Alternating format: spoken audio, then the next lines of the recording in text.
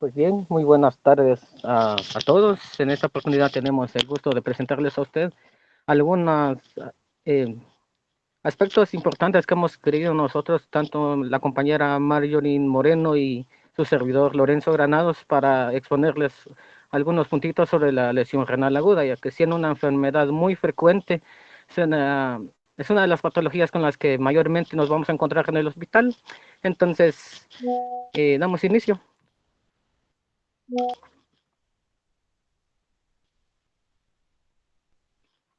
La lesión renal aguda se define por la falla de la filtración renal y la función excretora en días a semanas. Su efecto es la retención de productos nitrogenados y otros desechos que elimina el riñón.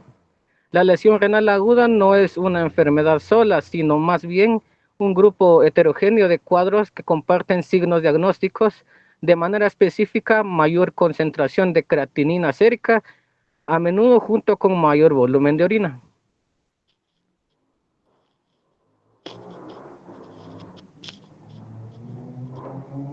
En cuanto a su epidemiología, la lesión renal aguda es una complicación en 5 a 7% de las hospitalizaciones en unidades de atención aguda y hasta 30% de las admisiones en la unidad de cuidados intensivos.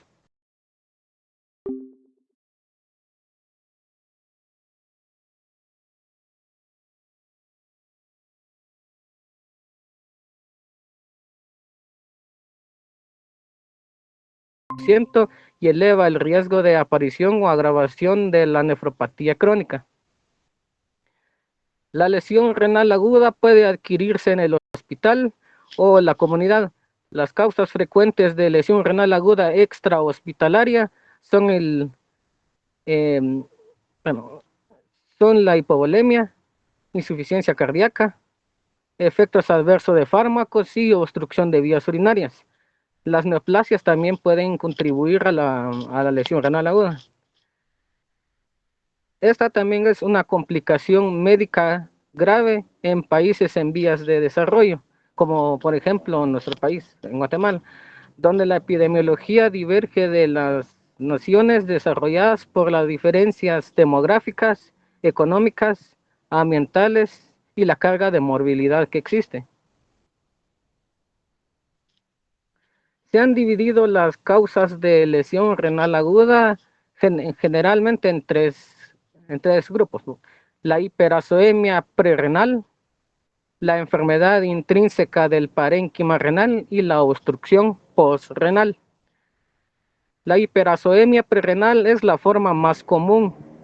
Se refiere al incremento de la concentración de creatinina sérica o nitrógeno ureico en sangre por el flujo plasmático renal y la presión hidrostática intraglomerular insuficientes para contribuir con la filtración glomerular.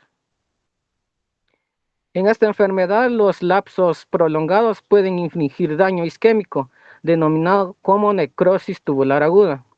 La filtración glomerular normal se conserva en parte por la resistencia relativa a las de las arteriolas renales aferentes y eferentes.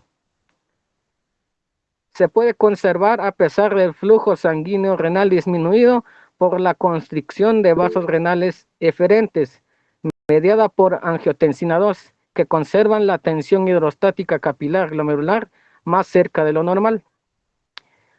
Las enfermedades o causas más frecuentes por las que se presenta hiperazoemia prerrenal son la hipovolemia, menor gasto cardíaco y fármacos que interfieren con la respuesta autorreguladora renal, como los antiinflamatorios no esteroideos e inhibidores de la angiotensina 2. Las causas más frecuentes de lesión renal aguda intrínseca son la septicemia, isquemia, nefrotoxinas endógenas y exógenas. En muchos casos, la hiperazoemia prerrenal evoluciona causando daño tubular. La lesión renal aguda complica más del 50% de los casos de septicemia grave. Aumenta enormemente el peligro de muerte. La septicemia también es causa notable de lesión renal aguda en países con escasos recursos. Los efectos hemodinámicos de la septicemia que provienen de la dilatación arterial generalizada, perdón, mediada en parte por citocinas que incrementan la expresión de la sintasa inducible de óxido nítrico. Puede ocasionar disminución de la filtración glomerular. La septicemia puede producir daño endotelial y mayor adhesión y migración de leucocitos, trombosis, permeabilidad, presión intersticial elevada, menor flujo local a los túbulos y activación de las especies reactivas de oxígeno. Factores que pueden causar daño de las células tubulares de los riñones.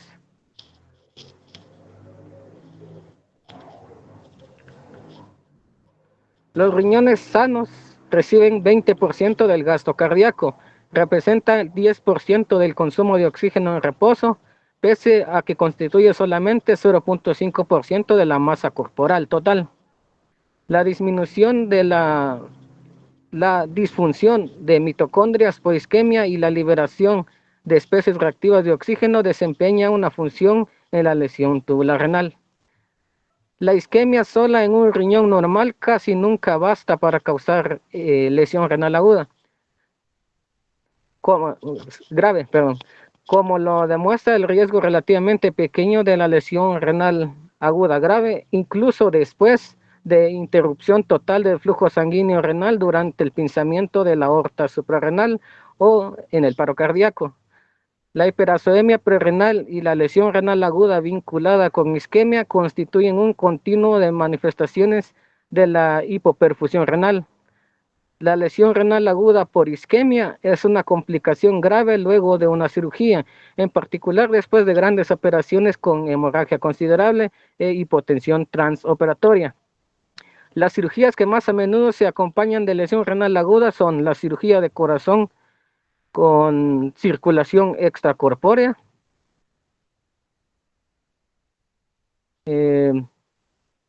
las cirugías, por ejemplo, vasculares con pinzamiento transversal de la aorta y procedimiento intraperitoneal. La lesión renal aguda por enfermedad ateroembólica, que también aparece después del cateterismo percutáneo de la aorta o de manera espontánea, es efecto de la embolización por cristales de colesterol que causan oclusión parcial o total de múltiples arterias finas dentro de los riñones. Las pérdidas extensas de líquido dentro de los compartimentos extravasculares del cuerpo son muy frecuentes en casos de quemaduras. También puede presentarse en la pancreatitis aguda.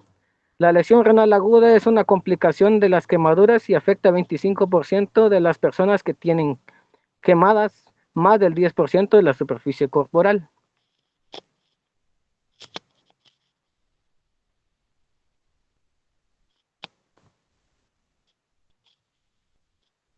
El riñón tiene una susceptibilidad muy alta a la toxicidad por la perfusión sanguínea muy grande y las concentraciones de sustancias circulantes en la nefrona.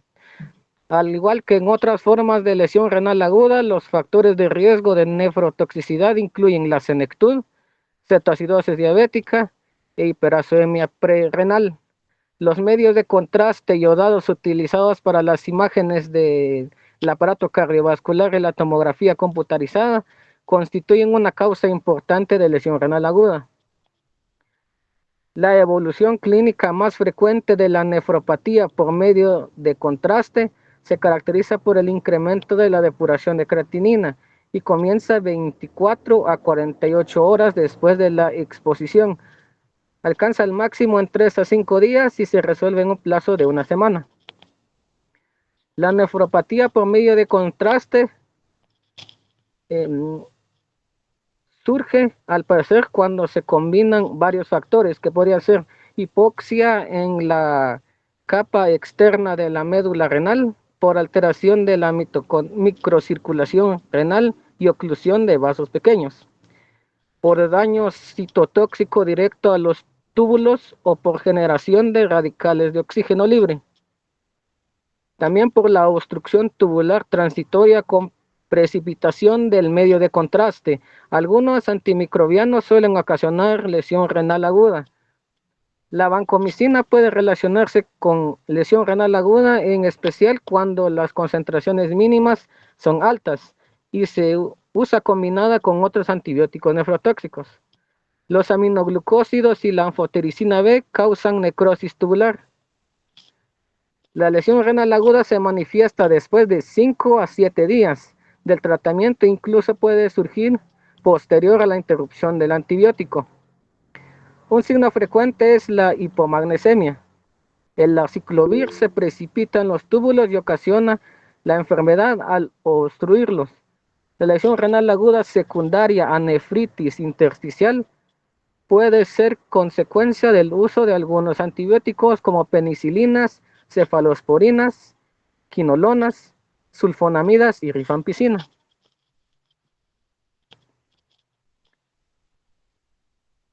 El cisplatino y el carboplatino se acumulan en la zona proximal de los túbulos y causan necrosis y apoptosis.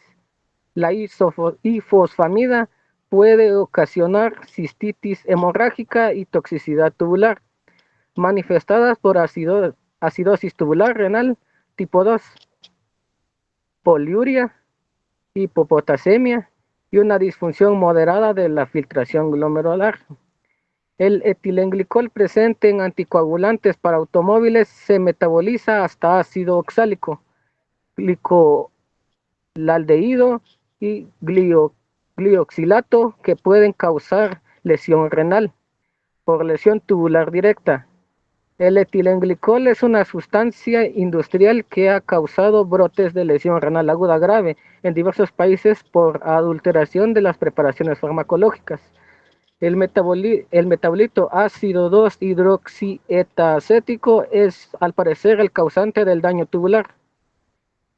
La contaminación de alimentos con melamina ha producido nefrolitiasis y lesión renal por obstrucción intratubular o tal vez efectos tóxicos directos en los túbulos.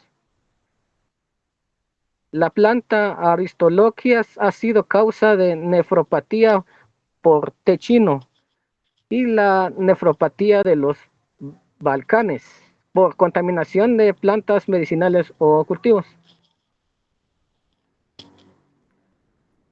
La lesión renal aguda puede deberse a diversos compuestos como mioglobina, hemoglobina, ácido úrico y cadenas ligeras de mieloma. La mioglobina puede liberarse de los miocitos lesionados y la hemoglobina de la hemólisis masiva que lleva a nefropatía por pigmento. Los factores patógenos de la lesión renal aguda incluyen vasoconstricción intrarrenal, toxicidad directa en la zona proximal de los túbulos y obstrucción mecánica del interior de la zona distal de la nefrona, cuando se precipita mioglobina o hemoglobina con la proteína de TAM-fosfal, proceso que favorece la orina ácida. Si bien muchas causas isquémicas y tóxicas de lesión renal aguda descritas originan enfermedad tubulointersticial, muchos fármacos también intervienen en la génesis de una respuesta alérgica característica por infiltrado de células inflamatorias y a menudo eosinofilia periférica. Las enfermedades que afectan los podocitos glomerulares y las células endoteliales pueden causar lesión renal aguda, porque alteran la barrera de filtración y el flujo sanguíneo en la circulación renal.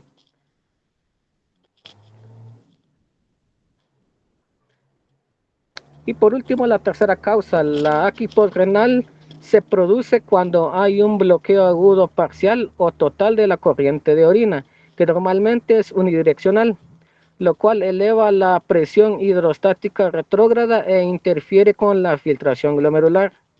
La velocidad normal del flujo urinario no descarta la presencia de una obstrucción parcial, ya que la filtración glomerular normal es 2 órdenes de magnitud mayor que la tasa de flujo urinario, y por lo tanto la conservación del gasto urinario puede ser engañosa y ocultar una obstrucción postrenal parcial. La obstrucción del cuello de la vejiga es la causa más frecuente de lesión renal aguda postrenal y puede ser efecto de los trastornos de la próstata, como por ejemplo hipertrofia benigna o cáncer prostático. de la vejiga neurógena, administración de anticolinérgicos. La obstrucción de las ondas Foley produce lesión renal aguda postrenal si no se identifica y corrige. La fisiopatología de la AQI postrenal comprende las alteraciones hemodinámicas que precipita la elevación súbita de las presiones intratubulares. Después de un periodo inicial de hiperemia por dilatación arteriolar aferente, hay constricción de vasos intrarrenales por la generación de angiotensina 2, tomboxano A2 y vasopresina y una menor producción de óxido nítrico.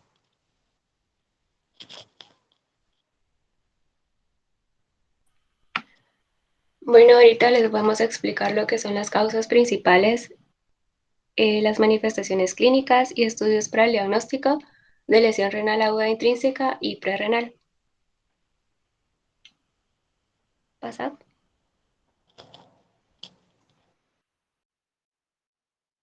Les vamos a explicar lo que es la etiología y las manifestaciones clínicas y datos de laboratorio de cada uno.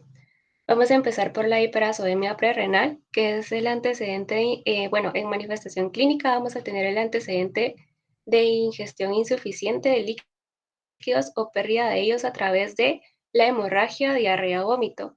También signos de agotamiento volumétrico como la taquicardia, hipotensión absoluta o postural.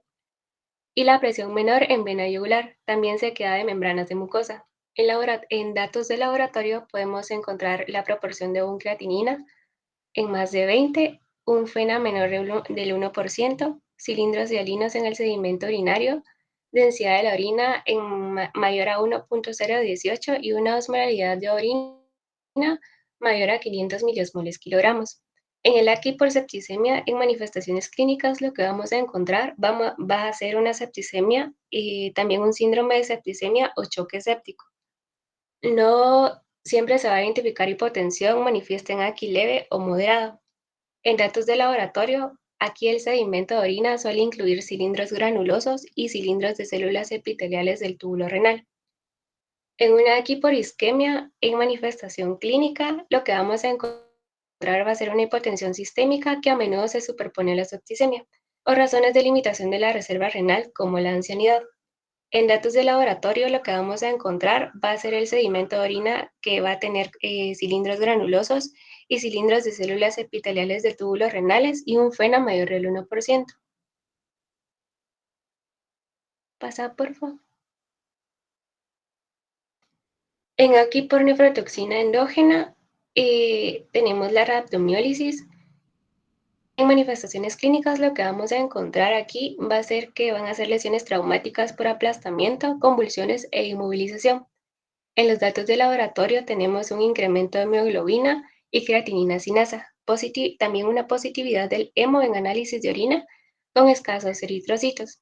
En la hemólisis lo que vamos a encontrar también, aquí cuando se hace una transfusión sanguínea reciente, va a tener una reacción a ella. En datos de laboratorio vamos a encontrar una anemia y mayor valor LDH y disminución de la aptoglobina. En un análisis tumoral, en manifestación clínicas es por la quimioterapia reciente y en datos de laboratorio vamos a encontrar una hiperfosfatemia, hipocalcemia e hiperuricemia. En un mieloma múltiple en manifestaciones clínicas, este va a ser cuando el paciente sea mayor de 60 años, los síntomas van a ser generales y dolor en los huesos. En los datos de laboratorio tenemos un pequeño desequilibrio aniónico y anemia. Pasa, por favor. En aquí, por nefrotoxina exógena, lo que vamos a tener es lesión tubular. Aquí, pues mencionaba que eran los antibióticos como aminoglucosídicos, cisplatino, tenofovir o vancomicina, etilenglicol, inhibidores de la bomba de protones y melamina, por nombrar algunos, los que entendí, pues yo aquí entendí que esos eran los que iban a ser como los que iban a causar ciertas manifestaciones, pero no explicaba cuáles. Lo que sí decía era que en datos de laboratorio vamos a encontrar un sedimento de orina, suele incluir cilindros granulosos y de células epiteliales de túbulos renales, y en forma típica vamos a encontrar un FeNA mayor del 1%. En una nefritis intersticial va a ser por exposición resistente a fármacos como los inhibidores de la bomba de protones, AINES, y que estos son los posibles que aquí sí explica que lo que puede dar es que puede dar fiebre, exantema y artralgias.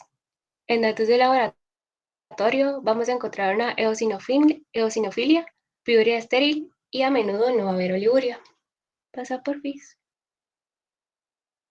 En los hallazgos en la orina, tenemos que la anuria completa temprana de la evolución de Aki es infrecuente, excepto en obstrucción completa de vías urinarias, oclusión de la arteria renal, choque séptico sobreagudo, una isquemia grave que a menudo va a ser con una necrosis cortical o una glomerulonefritis proliferativa grave o vasculitis.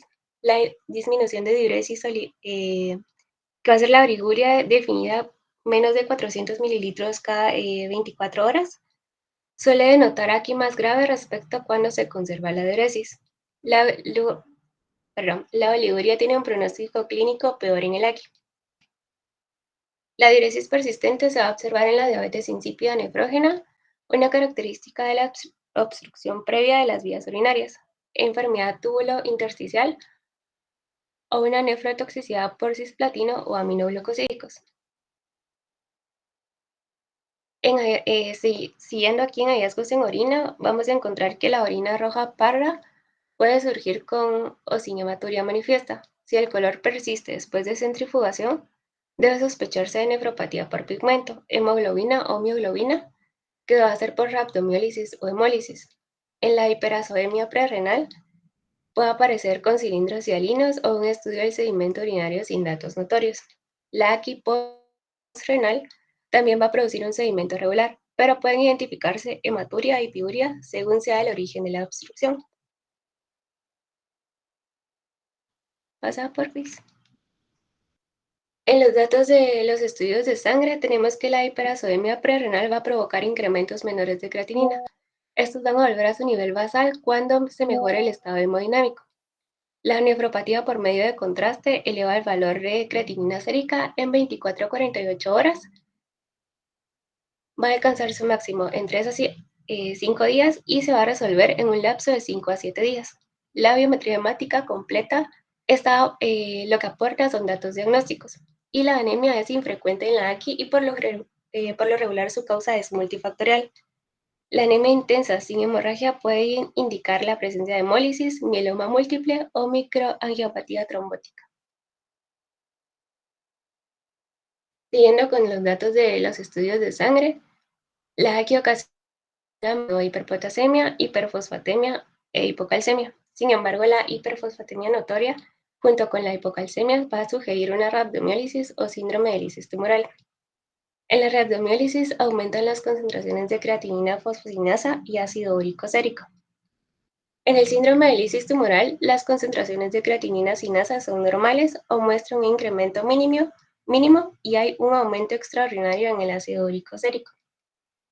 El desequilibrio aniónico puede incrementarse con uremia de cualquier origen, como fosfatos, puratos, sulfatos y uratos. Pasa a la siguiente, por favor. Ahora vamos a explicar los biomarcadores nuevos. Los más comunes y los más funcionales son el BUN y la creatinina de la filtración glomerular. Es importante mencionar que son de la filtración glomerular y no de daño hístico, por lo tanto no son tan útiles en el diagnóstico de lesión real del parenquima renal. En casos de AQI oligúrica, la velocidad de flujo urinario como respuesta a un bolo intravenoso de furosemida de 1 a 1.5 miligramos por kilogramos puede usarse como prueba pronóstica. El gasto urinario menor a 200 mililitros en las 2 horas posteriores a la furosemida intravenosa permite identificar a los pacientes con mayor riesgo de progresión a la AQI más grave y la necesidad de tratamiento de un reemplazo renal. Así puedes cambiar.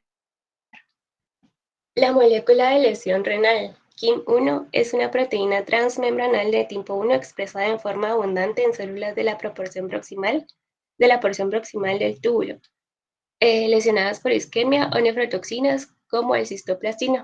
La KIM-1 no se expresa en cantidades suficientes si no hay lesión tubular, ni en tejidos extrarrenales. Su importancia funcional es conferir propiedades fagocíticas a las células tubulares de tal modo que éstas puedan eliminar los restos celulares del interior de los túbulos después de la lesión renal. La lipocalina relacionada con gelatina de neutrófilos en EGAL es otro biomarcador importante que permite identificar la AKI. Se identifica después de inflamación y lesión renal. Esta aumenta de manera extraordinaria la cantidad de NEGAL y se detecta en el plasma y la orina en un término de 2 horas de AKI vinculada con una circulación extracorpórea.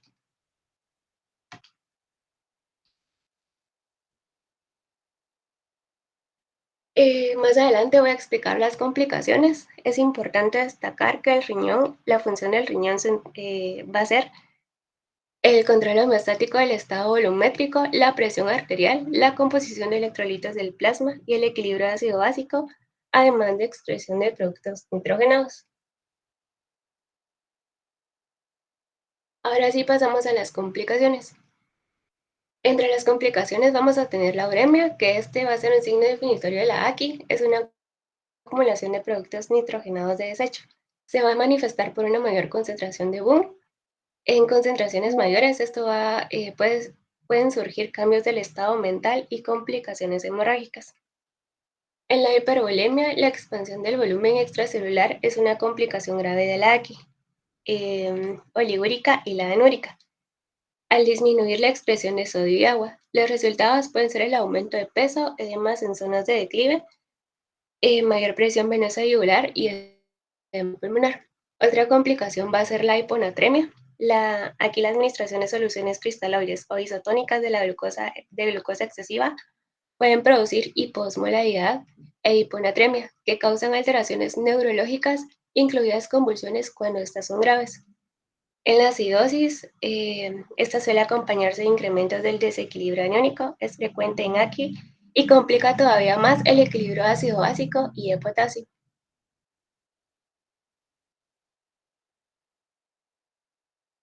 En otras complicaciones tenemos la hiperpotasemia, que es muy frecuente en la rhabdomiólisis, hemólisis y síndrome de lisis tumoral, debido a la liberación de potasio intracelular de células dañadas. La debilidad muscular puede ser un síntoma de hiperpotasemia que también afecta el potencial de membrana celular de los tejidos cardíacos y neuromuscular. También encontramos hiperfosfatemia e hipocalcemia, en particular en pacientes con una intensa catabolia o con AKI por rhabdomiólisis, hemólisis o síndrome de lisis tumoral. El depósito metastásico de fosfato de calcio puede causar hipocalcemia y esta puede ser resultado de los trastornos de la vitamina A, de hormona paratiroidea, factor 23 del crecimiento de fibroblastos y va a ser asintomática. También podemos encontrar hemorragias, que son las complicaciones hematológicas de AKI que van a comprender anemia y hemorragia, ambas exacerbadas por entidades patológicas coexistentes como septicemia, hepatopatías y coagulación intravascular diseminada. Ahora tenemos, pues se explicaba el tratamiento de lesión renal aguda. Les voy a explicar algunos aspectos. Que como punto número uno tenían ahí que había que optimizar la hemodinámica general y renal con administración de líquidos y uso juicioso de vasopresores. También eliminar los nefrotóxicos, que son los inhibidores de la eh, enzima convertidora de angiotensina, la, los antagonistas de receptores de angiotensina, los AINES y los aminoglucosídicos, en medida de lo posible. También, como tercer punto, tenían que instituir el tratamiento de sustitución de la función renal, solo si es posible.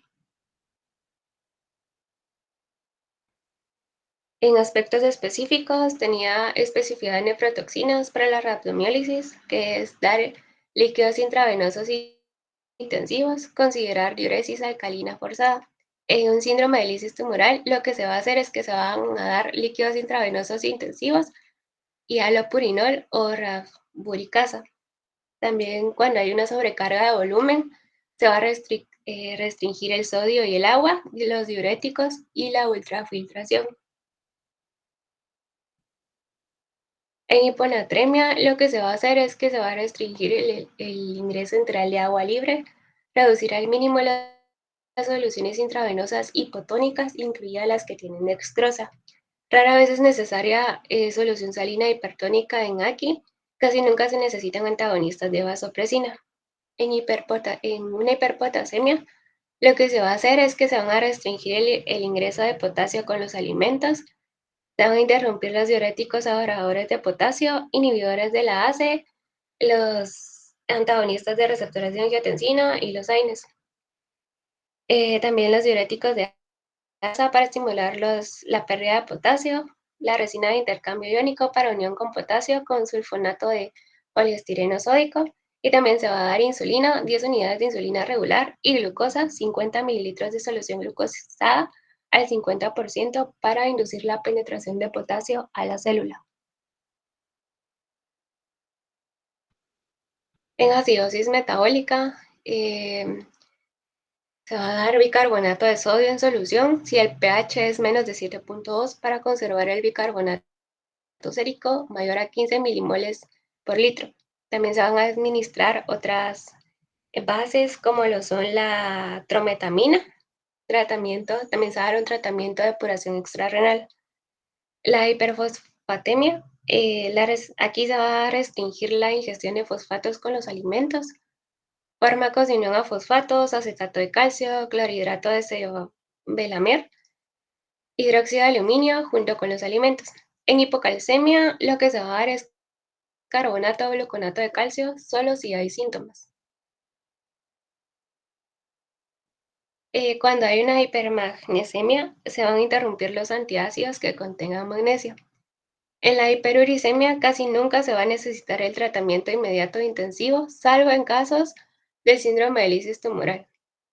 La nutrición es que se va a dar una ingestión suficiente de proteínas y calorías, 20 a 30 kilogramos al día, para evitar el balance negativo del nitrógeno. La nutrición debe suministrarse por vía enteral si es posible.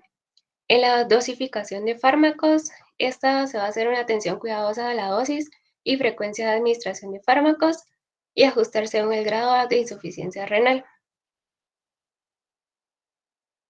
Y ahí terminamos nuestra presentación. Muchas gracias.